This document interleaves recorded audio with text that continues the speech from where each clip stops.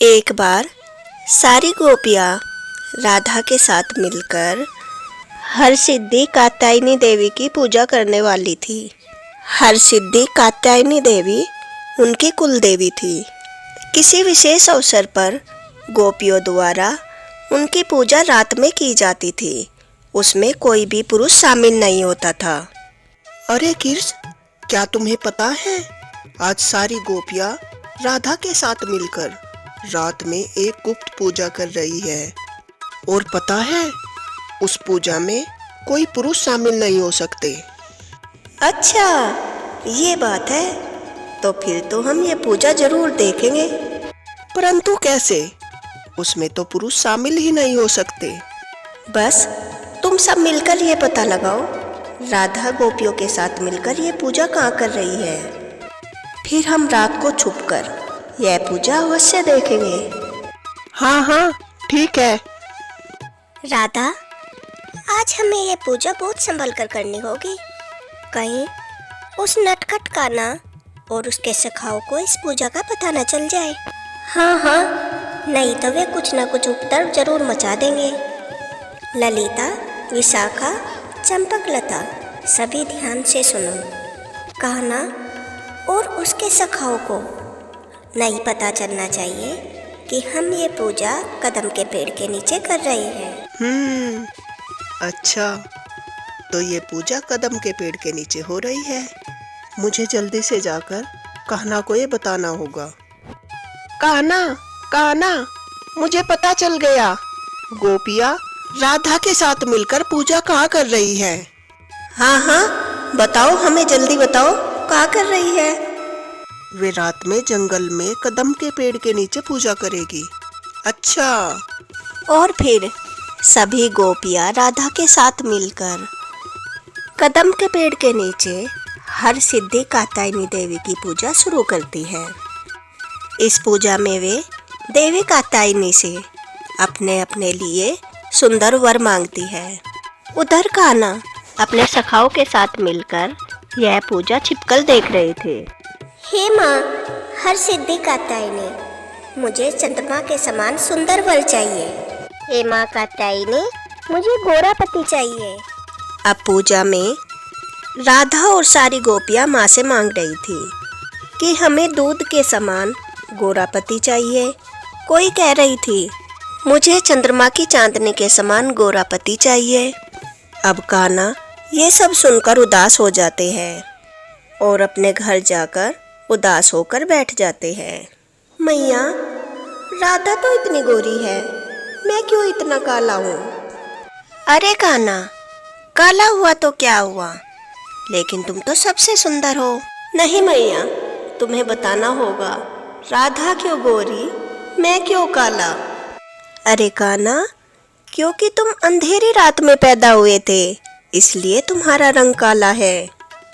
मैया, पर राधा को तो गोरा वर चाहिए और मैं काला हूँ, मुझे तो वो कभी पसंद ही नहीं करेगी।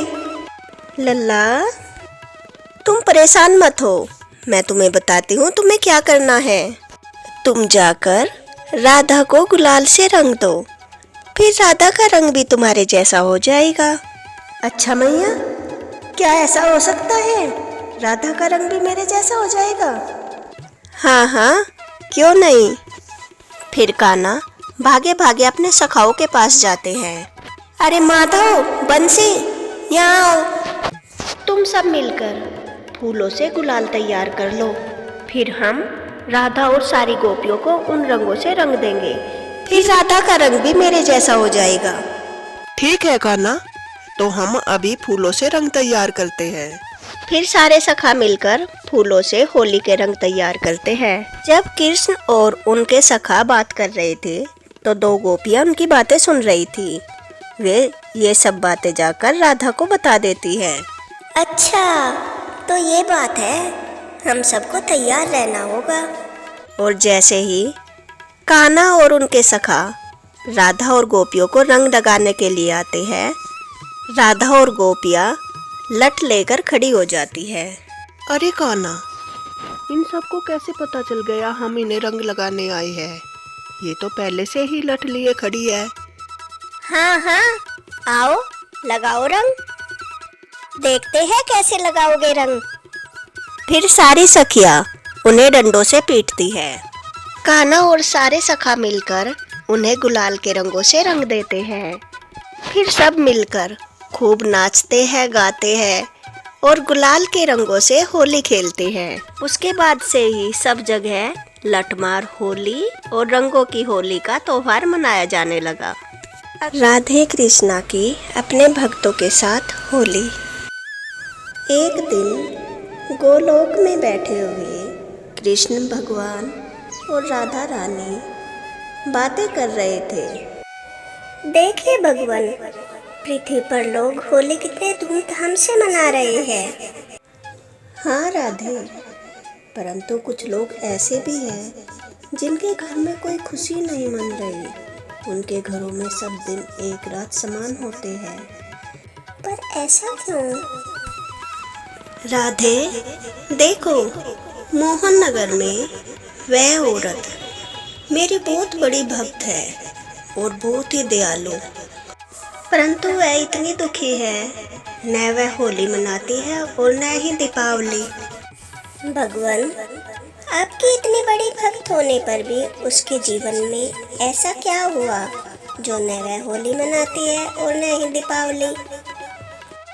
राधे, उसका पति मर गया है और उसका एक बेटा था, वो भी उसे छोड़कर विदेश चला गया है। अब वह औरत काफी सालों से अकेली रहती है। प्रभु, चलो उसके घर जाकर देखते हैं। फिर भगवान कृष्ण और राधा रानी बच्चों का रूप धारण करके उस औरत के घर पर आते हैं। मैया, क्या हम अंदर आ सकते हैं? हाँ हाँ, आ जाओ बच्चों। मैया, हमारे पास घर नहीं है, क्या कुछ दिनों के लिए हम आपके पास रह सकते हैं? हाँ हाँ बेटा, क्यों नहीं, तुम यहाँ हमेशा रह सकते हो।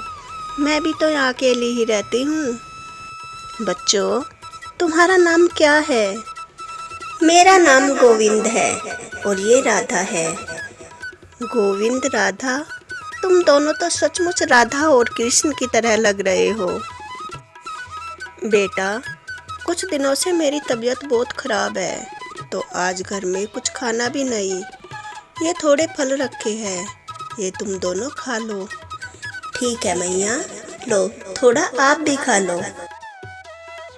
कल मैं तुम्हारे खाने के लिए बहुत अच्छे अच्छे पकवान बनाऊंगी और मैं सुबह ही काम पर लग जाऊंगी, जिससे शाम को कुछ थोड़े पैसे मिल जाए, जिससे मैं अच्छे पकवान तुम्हारे लिए बना सकूं। आप चिंता मत करो माता, हम आपके साथ मिलकर काम करेंगे। फिर अगले सुबह बेटा, मैं जंगल में जाकर अलग अलग तरह के फूल लाती हूँ, फिर उसका गुलाल बनाऊंगी। गुलाल बेचकर होली पर अच्छी कमाई हो जाएगी। मैया, आप घर पर ही रहो, मैं और राधा जाकर फूल लेकर आते हैं।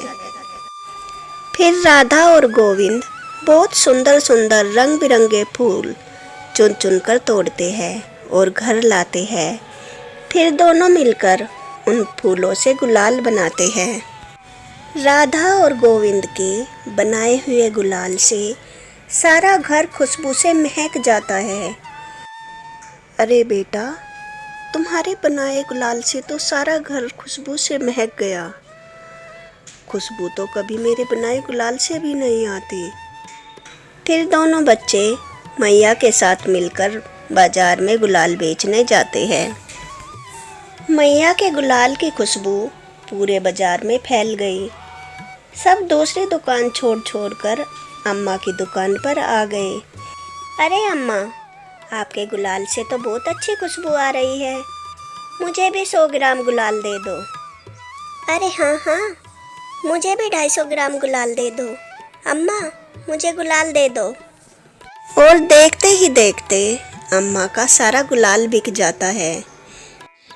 अरे बेटा, तुम दोनों ने तो कमाल ही कर दिया, हमारा गुलाल तो देखते देखते बहुत अच्छी कीमत पर बिक गया। चलो अब मैं इन पैसों से कुछ राशन खरीद लेती हूँ, फिर घर जाकर अपने प्यारे प्यारे बच्चों के लिए अच्छे अच्छे पकवान बनाऊंगी। फिर अम्मा गोविंद और राधा के साथ घर आ जाती है और भोजन बनाकर दोनों को अपने हाथों से खिलाती है।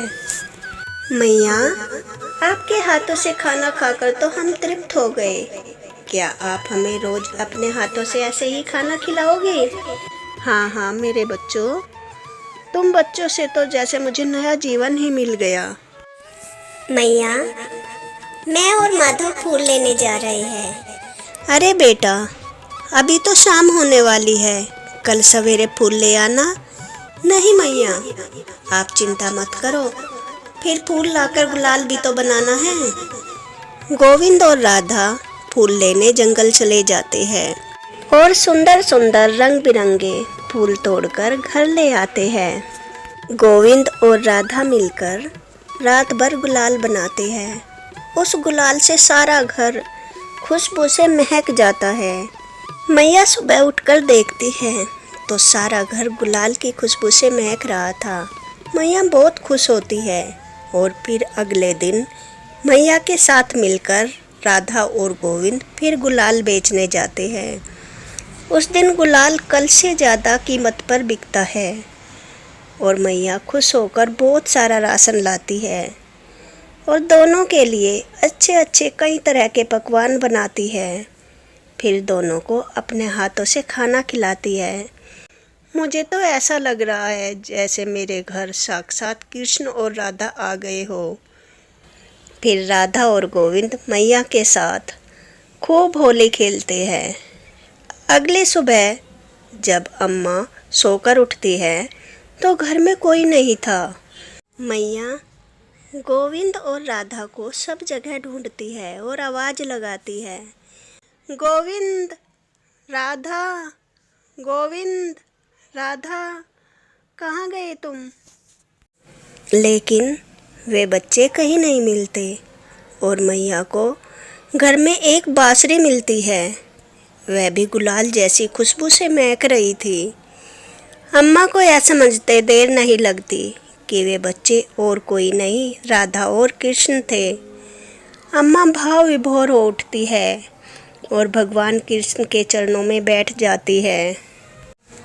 ऐसे है हमारे भगवान कृष्ण और राधा रानी, जो अपने भक्तों के पास उन्हें दुखी देखकर कभी कभी ऐसे भी आ जाते हैं। बोलो राधे कृष्णा की जय।